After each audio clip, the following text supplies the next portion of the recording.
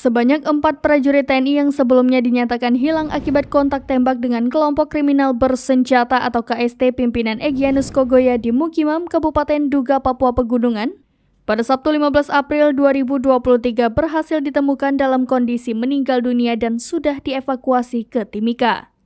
Keempat jenazah prajurit ini telah dievakuasi ke RSUD Mimika pada 19 April 2023 sekitar pukul 18:45 waktu Indonesia Timur di Helipit Lanut Yohanis Kapiau, Timika.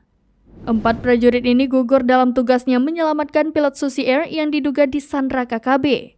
Dari pantauan Tribun Papua.com di RSUD Mimika, masih tampak suasana lenggang namun tampak masih dikawal personil di sekitaran ruang jenazah. Kabarnya, jenazah akan disemayamkan di RSUD Mimika malam ini. Hingga berita ini diturunkan, belum ada keterangan lebih dari pihak terkait dan juga pihak RSUD Mimika.